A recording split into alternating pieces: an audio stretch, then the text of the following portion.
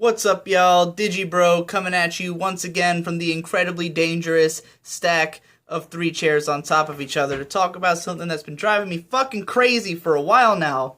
I've thought about doing a whole video about this, but honestly, it's never gonna happen, so let's just do a vlog.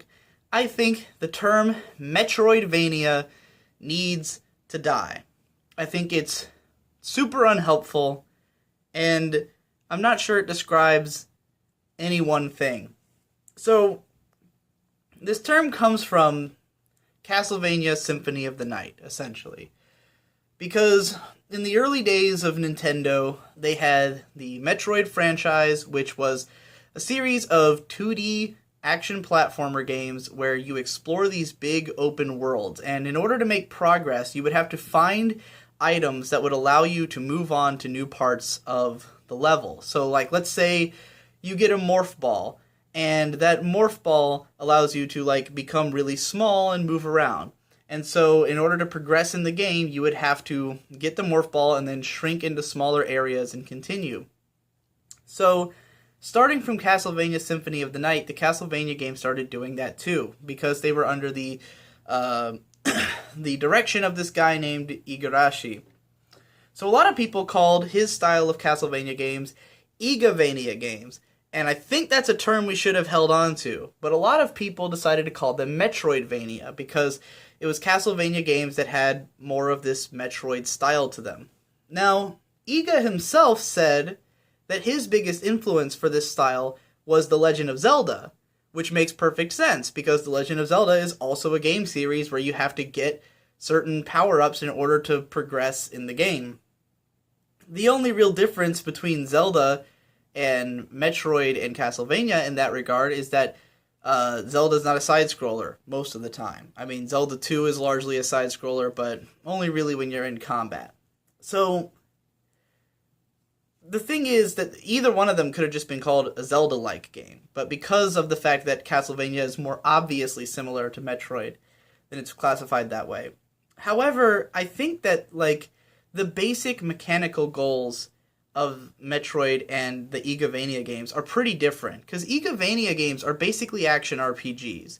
They usually have some kind of level-up system, they're usually very combat-centric, and there's not a lot of level design to them, for the most part. Like, in most of those Castlevania games, you're just going through straight hallways. Like, you go through a hallway, you kill a bunch of guys.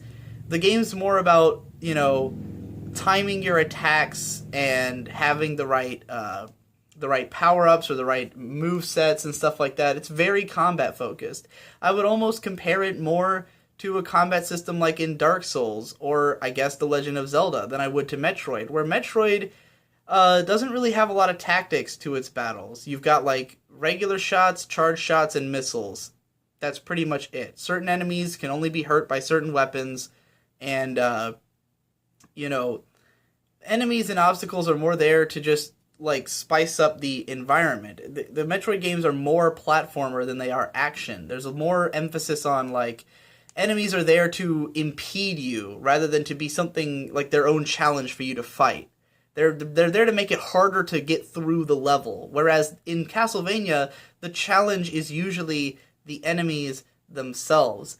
And in the early Metroid games, a lot of the bosses even had platforming elements, like Kraid, where you have to jump up the spike things he shoots out of his stomach in order to hurt him. It's not really about the fight with Kraid, and the bosses are, you know, fairly easy. You could say that Ridley gets a little harder and stuff like that, but, like, there weren't a ton of bosses in Metroid, and they were more used as capstones to what you had just done.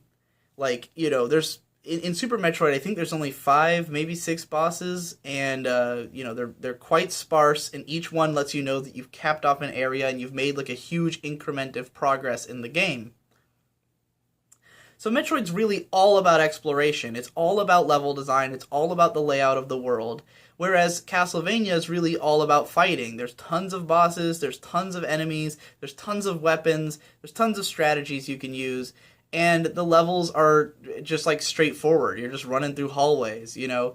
And there's no real cohesion to the levels in the Igavania games, where you could go through a door and you'll just be in, like, a totally different style of area from where you were just prior. There's no, like, transitions between locations and stuff. You're just in a big fucking mansion full of crazy monsters. There's no sense of like progression in the enemies you fight. Sometimes in those games, like the first enemy you fight will be like a giant screen covering dog thing that looks like a boss and you kill it in one hit or something. They're very strange games when it comes to level and enemy design. But the focus is really just on fighting, and Metroid's not like that at all. Metroid is very methodical. It's supposed to feel like one cohesive world. Like, it's supposed to feel like you're going through these large themed areas that have very clear transitions between them and stuff. So, like, to me, the feel of Metroid is totally different from the feel of Castlevania. The way that they're played, the appeal of each game is completely different. Metroid's all about getting lost. It's all about finding your way. Like, the point of a Metroid game is that you're trying to figure out where to go next by way of, like, charting this world.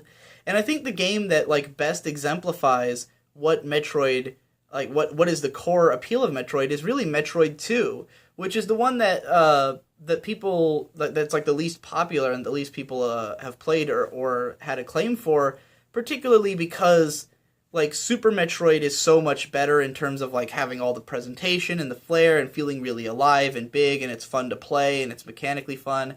But Metroid 2, what's great, like, what makes it speak to the appeal of Metroid is that it doesn't have any of that. It's, like, the least, it has the least graphical presentation. It's a Game Boy game. It's all in black and white. It uses, like, repeating textures through the whole fucking game.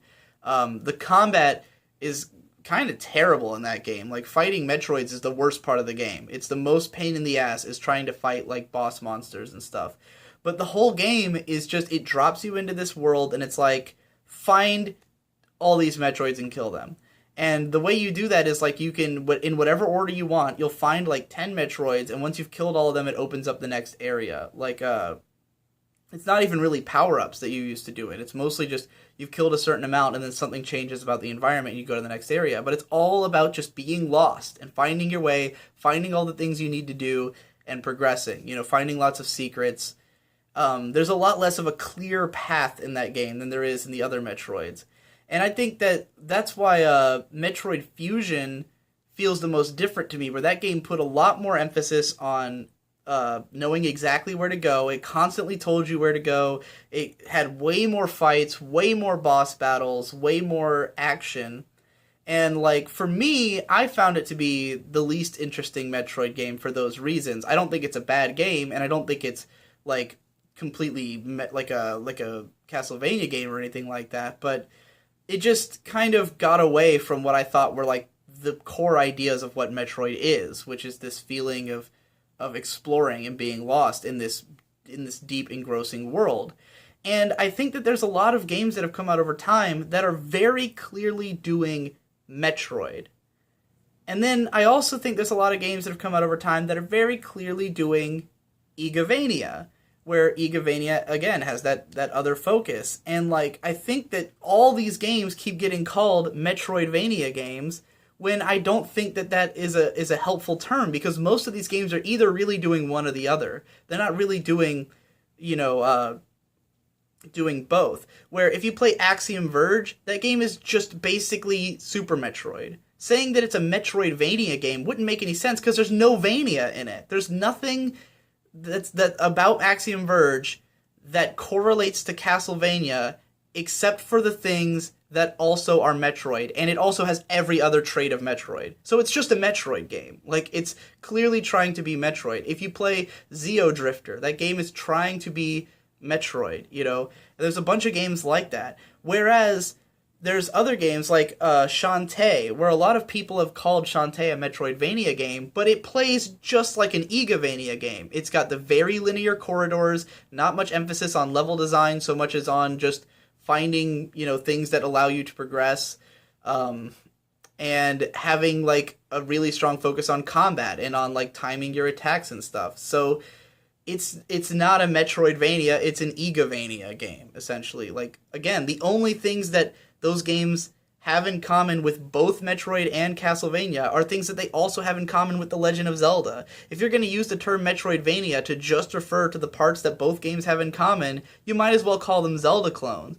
The only thing you're adding is that they're also side scrollers. But to me, it's really unhelpful because I personally am a huge fan of Metroid games, and I'm not that big a fan of Igavania games. Like, I think that using the term Metroidvania makes this assumption that people who are into one are automatically into both, when I think the appeal is totally different.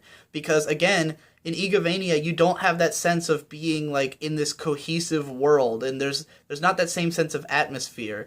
I think Igavania games are more about like heavy metal and kicking ass. You know, the music's always like really intense and fun, and it's just you run around and you hit stuff and it fucking explodes into a fiery insanity, and there's all these like really satisfying sound effects and animations, and again, so many different weapons to choose from, and it's like it's really more of this badass feel. It's about grinding. It's about killing the same enemy 20 times and leveling up and becoming overpowered and destroying everything. You know, that's more the feel of Igavania. You can't even do any of that in Metroid. Like, nothing, the only thing that can make you more powerful in a Metroid game is exploring and finding more upgrades. And even that, like, it won't necessarily raise your baseline power except for parts in the game where like you get a new beam and you need that new beam for the next area, but that's because all the enemies are going to get stronger too. There's no way you can just grind and become all powerful in a Metroid game. At best, you'll have 5 more missiles you can use, and that can be helpful when you go into the next room, but your baseline power will be the same. So yeah, Metroid is 100% about incentivizing finding things and exploring and getting lost, whereas Castlevania is about fighting and leveling up. And I think using this term as a catch-all for any game with these similar elements is almost like dishonest in a way. Like every time I go into a Steam game and it literally says Metroidvania, then I really have to ask, like, which one is it? Because I don't want to buy it if it's going to be an Igavania game, because there's like fucking 10 of them I can play, you know, like from the actual series. That'll be probably better than the ones they're going to make. So anyway, yeah. Stop it with the Metroidvania.